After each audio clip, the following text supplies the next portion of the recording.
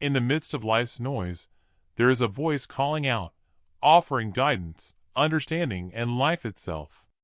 Today, we turn to Proverbs chapter 8, where wisdom speaks, calling out to all who will listen. Does not wisdom call out? Does not understanding raise her voice? At the highest point along the way, where the paths meet, she takes her stand. Beside the gate leading into the city, at the entrance, she cries aloud.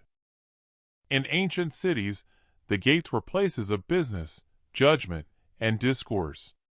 Wisdom positioning herself at the gates and crossroads signifies her availability to all.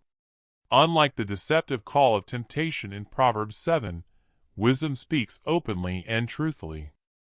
Wisdom is available to us through Scripture, prayer, and sound counsel, yet many choose to ignore it.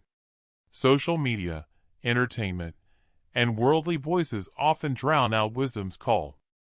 To you, O people, I call out. I raise my voice to all mankind. You who are simple, gain prudence. You who are foolish, set your hearts on it. Charles Bridges writes, wisdom speaks not in the obscure corners of philosophy, but in the open field of daily life, offering herself freely to all. Wisdom is not just for scholars or theologians. It is practical, guiding our choices in relationships, work, and moral integrity. I, wisdom, dwell together with prudence. I possess knowledge and discretion. By me kings reign and rulers issue decrees that are just. In ancient times, wise rulers sought divine counsel.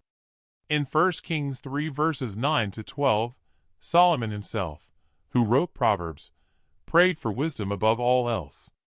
Wisdom is not just about knowledge, but about moral integrity and justice.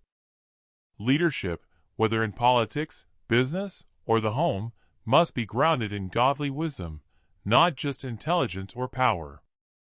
The Lord brought me forth as the first of his works, before his deeds of old.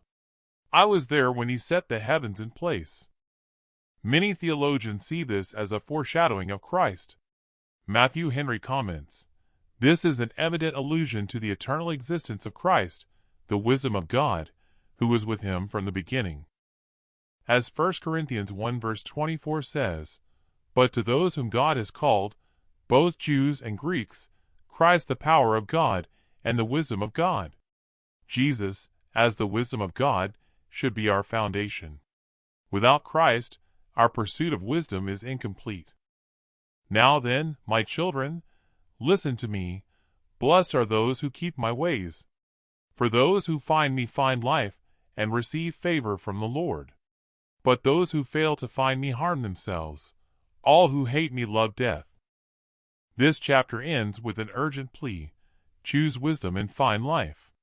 Ignore wisdom, and suffer the consequences. This is not just poetic, it is reality.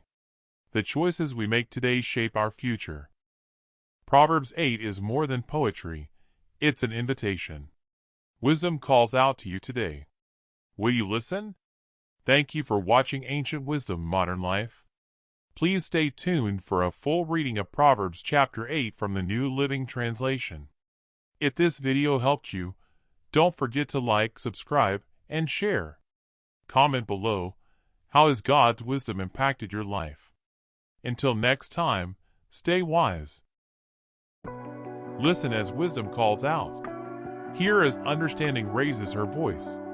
On the hilltop along the road, she takes her stand at the crossroads. By the gates at the entrance to the town, on the road leading in, she cries aloud. I call to you, to all of you. I raise my voice to all people. You simple people, use good judgment. You foolish people, show some understanding. Listen to me, for I have important things to tell you. Everything I say is right, for I speak the truth and detest every kind of deception. My advice is wholesome. There is nothing devious or crooked in it.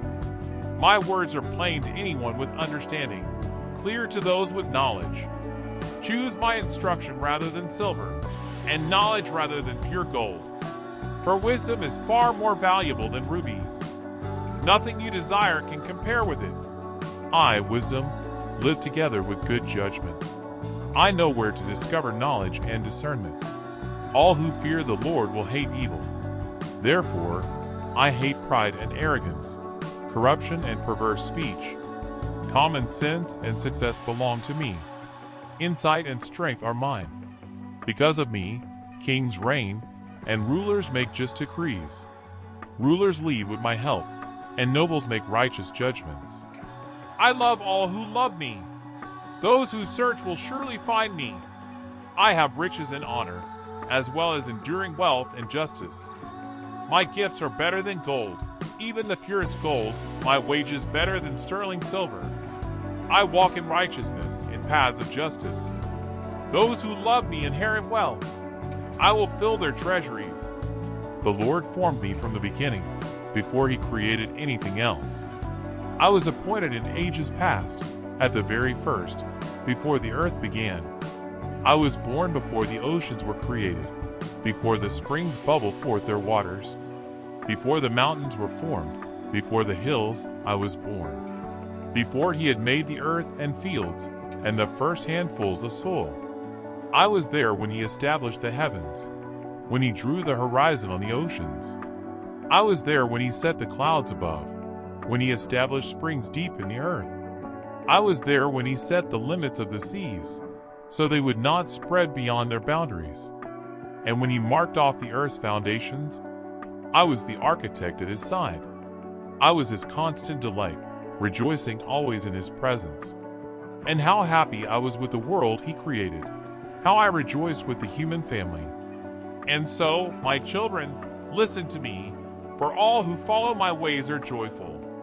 Listen to my instruction and be wise. Don't ignore it. Joyful are those who listen to me, watching for me daily at my gates, waiting for me outside my home. For whoever finds me finds life and receives favor from the Lord. But those who miss me injure themselves. All who hate me love death.